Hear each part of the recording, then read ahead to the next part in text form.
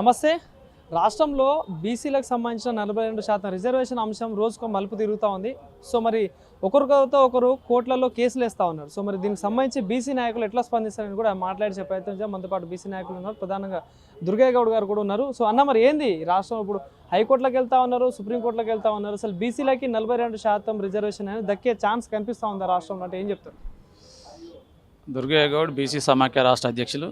ముఖ్యంగా ఈరోజు ఈ రాష్ట్రంలో ఉన్నటువంటి అన్ని ఎస్సీ, ఎస్టీ, బీసీ, జేఏసీ ఆధ్వర్యంలో ఈరోజు సర్పంచులు, ఎంపీటీసీలు, జడ్పీటీసీలు, అదేవిధంగా జేఏసీ చైర్మన్ విశారదన్ మహారాజు గారు, మాజీ మంత్రివర్యులు శ్రీనివాస్ గౌడ్ గారు, అదేవిధంగా BC political chairman Balaraju Goud గారు, అదేవిధంగా జస్టిస్ అంటే మాజీ జస్టిస్ ఈశ్వరయ్య గారు, బీసీ కమిషన్ చైర్మన్ కూడా చేసేటువంటి వ్యక్తులు, అదేవిధంగా ఐఏఎస్ చిరంజీవి గారు, మాజీ ఐఏఎస్ చిరంజీవి గారు కూడా పాల్గొనడం జరిగింది.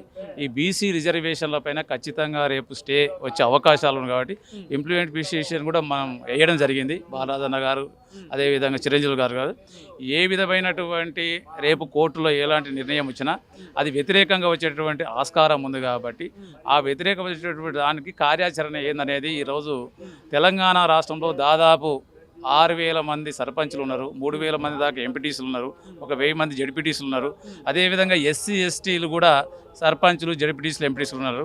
వాళ్ళందరితో కలిపి ఈ రాష్ట్రంలో పెద్ద ఎత్తున కార్యాచరణ చేయాలనేది ఈరోజు చర్చించినటువంటి అంశం. ఖచ్చితంగా దాని మీద అందరూ కూడా రేపు అది యొక్క తీర్మానం మేరకు రేపు కార్యాచరణ ఏదంటే నిరాహార దీక్షలు కానీ, అదేవిధంగా సెక్రటేరియట్లు ముట్టడా, అసెంబ్లీ ముట్టడా, వివిధ సంఘాలు 5 రూపాల్లో ఉద్యోగ కార్యాచరణ అనేది ప్రధానంగా తీసుకున్నటువంటి నిర్ణయం. కోర్టులో తుది నిర్ణయం రాబోతుంది. సో ఏంటి మరి ఎట్లా వస్తుంది అనుకుంటున్నారు? ఖచ్చితంగా స్టే వస్తుందనే విషయం మీద అందరూ బలంగా ఇక్కడ ఉన్నటువంటి వ్యక్తులు అంతా ఉన్నారు. ఆ స్టేకి అనుకూలంగానే కార్యాచరణ కూడా చేయబడడం జరిగింది.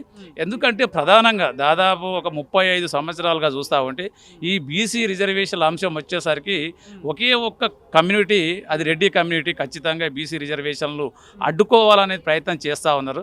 ఇది ఏం చెప్తామంటే ఈ రాష్ట్ర ముఖ్యమంత్రి రేవంత్ రెడ్డి గారికి గతంలో చేసినటువంటి దాని మీద కులంకషంగా ఒక మాజీ జస్టిస్గా ఉండేసి ఒక రిజైర్డ్ జస్టిస్ ఉన్నటువంటి ఈశ్వరయ్య గారు కానీ, అదేవిధంగా మన చిరంజీవి గారు గారి ఖచ్చితంగా చెప్పారు. వాళ్ళు ఖచ్చితంగా ఈ రిజర్వేషన్లు ఏమైతాయి, మీరు ఏ విధంగా పోవాలి, ఈరోజు పార్లమెంట్లో ఏ విధంగా మాట్లాడాలి, కోర్టుకు వెళ్తే ఏ విధంగా అని చెప్పి స్పష్టంగా వాళ్ళకు కార్యాచరణ ఇవ్వడం జరిగింది ఈశ్వరయ్య గారు.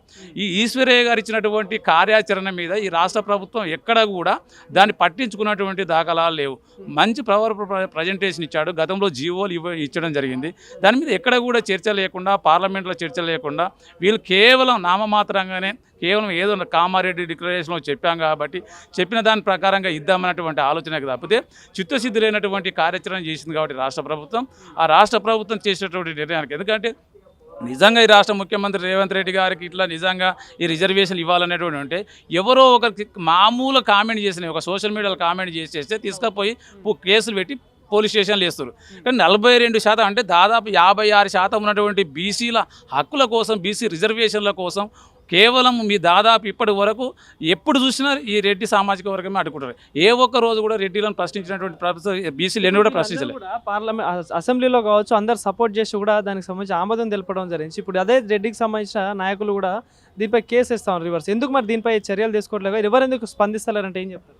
అన్ని రాజకీయ పార్టీలు నేను చెప్తా ఉన్నాను. ఈరోజు బీజేపీ పార్టీ కానీ, బీఆర్ఎస్ పార్టీ కానీ, కాంగ్రెస్ పార్టీ కానీ చిత్తశుద్ధి లేదు. ఈ యొక్క బీసీలకు రిజర్వేషన్లు ఇచ్చినటువంటి దాని మీద చిత్తశుద్ధి లేదు కాబట్టి కేవలం అసెంబ్లీలో తీర్మానం చేస్తూ ఉన్నారు. కానీ అసెంబ్లీలో తీర్మానం చేసినటువంటి దాన్ని చట్టరూపం దాల్చాలంటే ఏ విధమైనటువంటి కార్యాచరణ చేయాలి, బీజేపీ ఏం చేయాలి, కాంగ్రెస్ పార్టీ మొన్న కూడా చూసినాం మనం.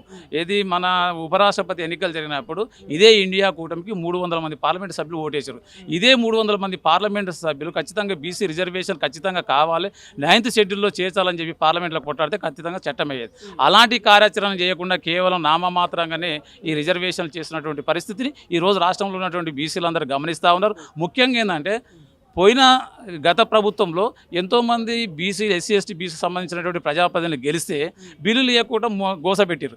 ఇప్పుడు కూడా మళ్ళీ ఇలాంటి రిజర్వేషన్ తీసుకొచ్చేసి రేపు మన ఎన్నికైన తర్వాత ఖర్చులు పెట్టుకొని లక్షలాది రూపాయలు ఖర్చులు పెట్టుకొని ఎన్నికైన తర్వాత రేపు కేసులో కోర్టులు పడిపోతే మరి గెలిచినటువంటి ప్రజాప్రతినిధులు రోడ్డు మీద పడితే ఒక పక్కగా ఆర్థికంగా కూడా బీసీలను మరి రోడ్డును ఎక్కించేటువంటి కార్యక్రమం ఈ రాష్ట్ర ప్రభుత్వం చేస్తూ ఉంది. కాబట్టి అంటే పూర్తిగా రాజకీయంగా దూరం చేసినటువంటి కుట్ర దీంట్లో బలంగా దాగి ఉంది కాబట్టి ఖచ్చితంగా దీన్ని వ్యతిరేకిస్తూ ఖచ్చితంగా బీసీ రిజర్వేషన్ల కోసం ఖచ్చితంగా గ్రామ స్థాయి వరకు కూడా ఉద్యమాన్ని తీసుకెళ్ళి ఖచ్చితంగా 42 కాదు 56% రిజర్వేషన్ సాధించుకునే దిశగా పోరాటం ఉంటుందని చెప్పేసి నిర్ణయం తీసుకోవడం జరిగింది. నా పేరు అంబాల నారాయణ గౌడు. నేను గౌడ ఐక్య సాధన సమితి రాష్ట్ర అధ్యక్షుడిని, బీసీ పొలిటికల్ ఫ్రంట్ కన్వీనర్. ఈరోజు 42% రిజర్వేషన్ల పైన బీసీల సమాలోచన, రేపు కోర్టులో వచ్చే తీర్పుకు ఏ విధంగా మరి బీసీ సంఘాలు, బీసీ కుల సంఘాలు, బీసీ ప్రజాప్రతినిధులు ఏ విధంగా స్పందించాలనే అంశం మీద ఈరోజు వి శ్రీనివాస్ గౌడ్ ఆధ్వర్యంలో సమాలోచన సభ జరిగింది. దీనికి అన్ని కుల సంఘాలు, బీసీ సంఘాలు, మాజీ ఐఏఎస్ చిరంజీవులు గారు, ఈశ్వరయ్య గారు, విశారదన్ గారు వచ్చారు. మరి ముఖ్యంగా రాజ్యాంగ రక్షణ చట్టాల ద్వారానే బీసీలకు న్యాయం జరుగుతుంది.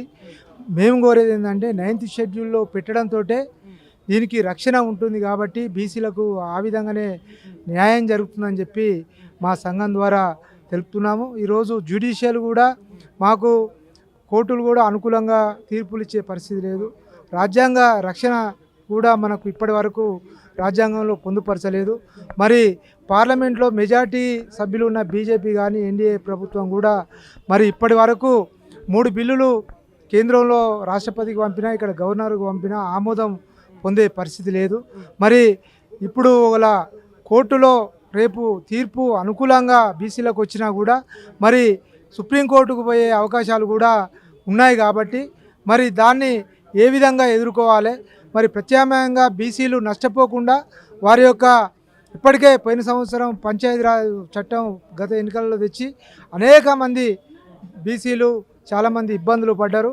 మరి ఇప్పుడు కూడా అలాంటి పరిస్థితులు రాకుండా వీరికి న్యాయం జరగాల్సిన అవసరం ఉందని చెప్పి మా సంఘాల ద్వారా మేము కోరుతున్నాము. ఇంకా కూడా ఇది కేవలం రేపు తీర్పును బట్టి మా కార్యాచరణ ఉంటుందని చెప్పి మేము తెలియజేస్తున్నాం.